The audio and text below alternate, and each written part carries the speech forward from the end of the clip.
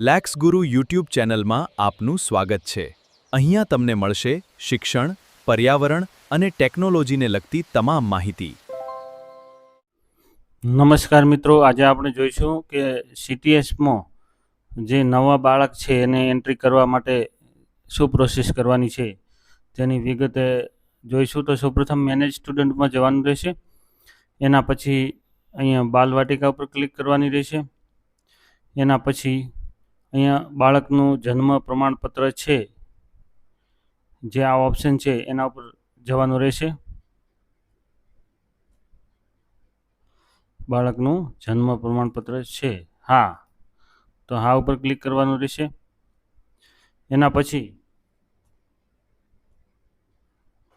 અહીંયા BRN number શું છે, તો BRN નંબર હું તમને અહીંયા ડિસ્પ્લેમાં બતાવું છું કે પ્રમાણપત્ર નંબર બી કરીને આપેલો છે તે. દાખલા તરીકે મારે અહીંયા પ્રમાણપત્ર નંબર બી કરીને છે હું નાખું છું. બધા પ્રમાણપત્રમાં નહીં હોય, અમુક પ્રમાણપત્રમાં જ હશે, તો એ નંબર નાખવાનો રહેશે. નોંધણી નંબર નાખવાનો રહેશે નહીં, પ્રમાણપત્ર નંબર નાખવાનો રહેશે, તો જ ડેટા આવશે. જન્મનું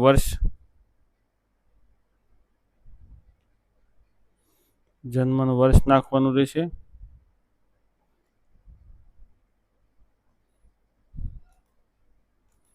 મહિનો,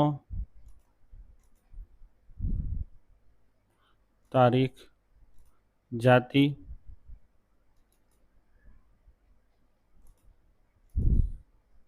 ગેટ ડિટેલ CRS ડેટામાંથી વિગતો સફળતાપૂર્વક મળી. બરાબર, આ વિગતો મળી. બાળકનું નામ, પિતાનું નામ અને માતાનું નામ. હવે એની અંદરથી આપણે માત્ર બાળકનું નામ રાખવાનું રહેશે. અહીંયા દાખલા તરીકે સુમિત કુમાર છે તો અહીંયા સુમિત કુમાર લખવાનું રહેશે. પિતાનું નામ ટૂંકમાં લખવાનું રહેશે. અહીંયા સુનિલ કુમાર.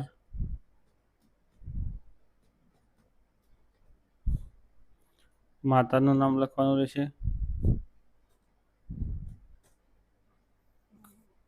કાલીબેન.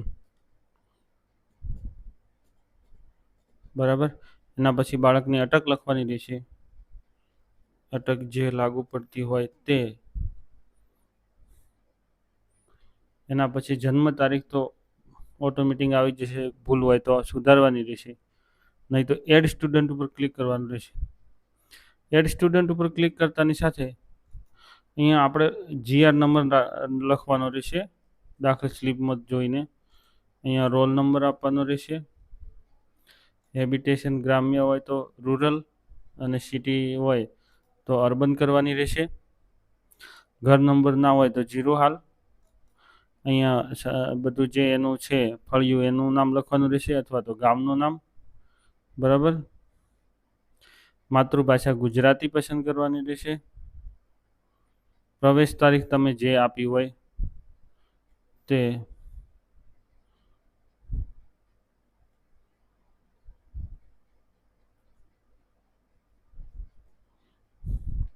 એના પછી જાતિ બોય છે, અહીંયા ભૂલ ના થાય, નહીં તો ડાયસ કોડ પાછો કન્યાનો અલગ હોય ને કુમારનો અલગ હોય. અહીંયા કેટેગરી ST છે. શિડ્યુલ ટ્રાઇબ્સ, ધર્મ હિન્દુ. અહીંયા આધાર, ભારતનો UID 12 અંકનો, મતલબ અહીંયા બાળકનો આધાર કાર્ડ નંબર નાખવાનો રહેશે હોય તો. બરાબર, ના હોય તો 0 કરવાનો રહેશે. ગરીબી રેખા હેઠળ છે, હા, પણ અંત્યોદય યોજનામાં નથી તો ના. વંચિત જૂથ, ના. અભ્યાસનો વર્ગ A. પૂર્વ પ્રાથમિક સ્થિતિ આંગણવાડી. એના પછી SLD તપાસ કરવામાં આવી છે, ના, અને 44 થી 51 લાભ મળેલ છે, ના. અહીંયા ના કરવાનું રહેશે. પછી પ્રતિભાશાળી ના, અહીંયા ના કરવાનું રહેશે. એને એનસીસી લઈ નહીં, અહીંયા ખાતા નંબર એને કરી દઈએ છીએ. બાળક બે ઘર છે તો લાગુ પડતું નથી. ઘર વગરનું હોય ને, કે એને કોઈ ઘર રહેવાના હોય, તંબુ કે એવામાં ટેન્ટમાં રહેતા હોય, વિચરતી વિમુક્ત જાતિ હોય એવામાં બે ઘર આવશે. એકલું બે ઘર છે, માતા પિતા સાથે પુખ્ત રક્ષણ, ફૂટપાથ પર, રસ્તા પર, આ બધું સગા સંબંધી. અને જો બાળક પોતાના ઘરે રહેતું હોય તો એને લાગુ પડતું નથી એવું આવે. પછી અહીંયા આર્યન ફોલિક એસિડને આપણે આંગણવાડીમાં ખબર નથી તો ના, વિટામિન એ ના. અહીંયા મોબાઈલ નંબર 0 કરી દેશો, વૈકલ્પિક નંબર 0, અને સેવ સ્ટુડન્ટ ઉપર ક્લિક કરીશું તો અહીંયા કોઈ કોલમ છૂટી ગયું છે.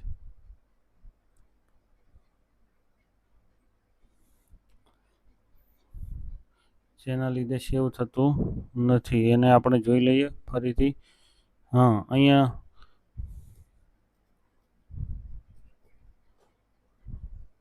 દાખલ કરો area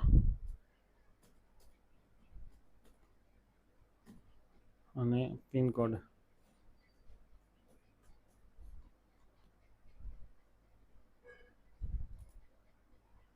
okay, inserted successfully following school, આવી રીતે થશે. અને જો બાળકનો બી નંબર નથી અને અહીંયા તમે કોઈ બીજો નંબર નાખી લે, નોંધણી ક્રમાંક નાખો છો ખાલી, અને આવી રીતે